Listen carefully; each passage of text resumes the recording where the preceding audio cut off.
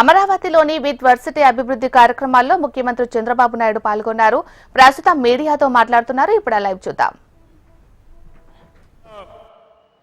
అభివృద్ధిలో భాగస్వాములు అవుతామని ఫార్మర్స్ ముందుకొచ్చారు. అది ఒక టర్నింగ్ పాయింట్. మీ అందరికీ ఒక ఐడియా ఉంది. నేను ఎప్పుడు కూడా అభివృద్ధిలో ముందుంటాను. అందరమారిగా మాటలు చెప్పను. ఒక్కోసారి ట్రాక్ రికార్డు కూడా ఉంది. హైదరాబాద్లో ఎవ్వరు కూడా జూబ్లీ హిల్స్ అవతల ఏది చూడని రాళ్ళు రెప్పలు. అలాంటి రాళ్ల రెప్పల్లో భవిష్యత్తును చూసిన వ్యక్తి, భవిష్యత్తును చూసిన పార్టీ తెలుగుదేశం పార్టీ.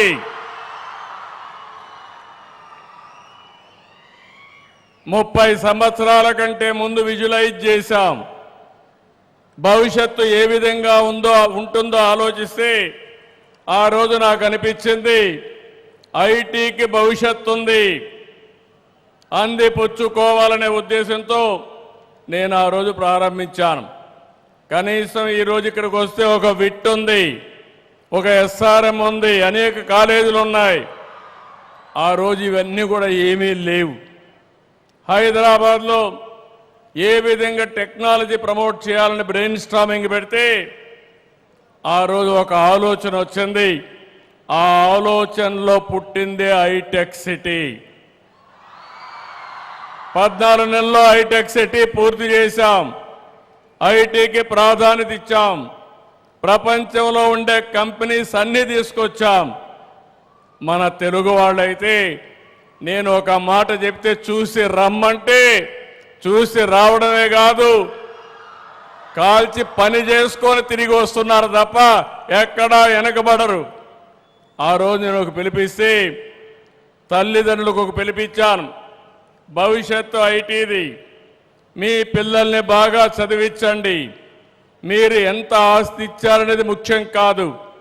మీరు బాగా చదివిస్తే మీరు అనుకున్న దానికంటే 1000 రెట్లు ఎక్కువగా సంపాదించే శక్తి నాలెడ్జ్ ఎకానమీకి ఉందని చెప్పాను.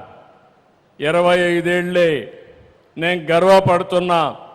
ఈరోజు మీరు ఒకసారి చూస్తే ప్రపంచంలో ఎక్కడికి పోయినా భారతీయులు ఉంటారు. భారతీయుల్లో అగ్రస్థానంలో తెలుగువాడు ఉన్నాడని చెప్పి మరొకసారి విజ్ఞప్తి చేస్తున్నా. ఈరోజు ఒకప్పుడు ఇక్కడ ఇన్స్టిట్యూషన్స్ ఉండేటివి కాదు.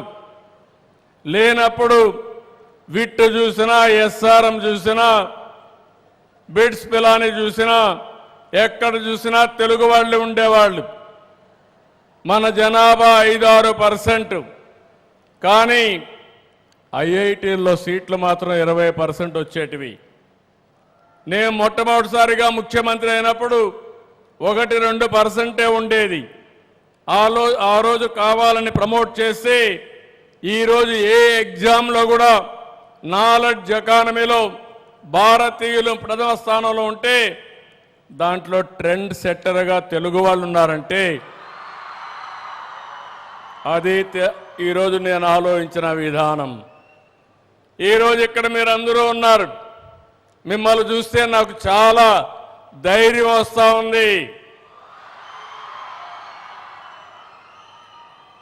రేపు 2వ తారీఖున ప్రధానమంత్రి గారు అమరావతి పునఃప్రారంభం. ఈ కార్యక్రమం అదిరిపోయే విధంగా మీరందరూ కూడా రావాలని మీకు కూడా స్వాగతం పలుకుతున్నా. ఆ రోజు హైదరాబాద్లో నేను హైటెక్ సిటీ గురించి మాట్లాడి హైటెక్ సిటీ కట్టాం. అదే మాదిరిగా ఐటీకి ప్రాధాన్యత ఇచ్చాం. ఈరోజు కాలం మారింది.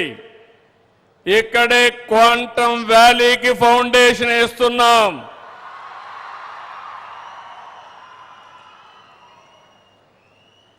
ఇండియాలో మొట్టమొదటిసారిగా ఒకప్పుడు హైటెక్ మాట్లాడితే, ఐటీ మాట్లాడితే అర్థం కాలేదు. ఇప్పుడు క్వాంటమ్ కంప్యూటర్ మాట్లాడితే చాలా మంది అంటున్నారు అది ఏం చేస్తుందని. ఇప్పుడుండే కంప్యూటర్స్ కంటే 1000 రెట్లు ఫాస్టర్గా ఏది కావాలన్నా క్యాలిక్యులేషన్ చేసే శక్తి క్వాంటమ్ కంప్యూటర్కి ఉంటుంది. ఇంకో పక్కన ఇక్కడ పిల్లలు ఉన్నారు, వీటిలో మీరున్నారు. ఆల్గరిథమ్స్ రాసే బాధ్యత మీదే, ఏ రాసే బాధ్యత మీదే. ఒకప్పుడు ఐటీ అంటే తెలియని వాళ్ళు ఐటీ నేర్చుకుని ప్రోడక్ట్స్ తయారు చేశారు. ఈరోజు మీరందరూ కూడా నేను ఒకే పిలిపించాను, ప్రతి ఒక్క ఇంటికి ఒక ఏ యూస్ కేస్ అన్న తయారు చేయాలి, లేకపోతే ఏనా వాడాలని. ప్రతి ఒక్క ఇంటిలో ఒక ఆంట్రప్రెన్యూర్ తయారు కావాలి. ఒకప్పుడు మీరందరూ ఉద్యోగాలు అడిగేవాళ్ళు. నేను మొట్టమొదటిసారిగా ఎమ్మెల్యే అయినప్పుడు చూశాను, అవసరమైతే ఇంట్లో ఉండే 2 ఎకరాలు అమ్మి లంచం ఇచ్చి ఒక అటెండర్ పోస్ట్ అడిగేవాళ్ళు. ఇప్పుడు ఎవ్వరు కూడా కలెక్టర్ పోస్ట్ వచ్చినా కలెక్టర్ కంటే ఐటీ బెటర్ అని అందరూ కూడా ఐటీ చేసి గ్లోబల్ సిటిజన్స్ అయ్యే పరిస్థితికి వస్తున్నారంటే అది తెలుగువాడి సత్తా అని మరొకసారి తెలియజేస్తున్నా.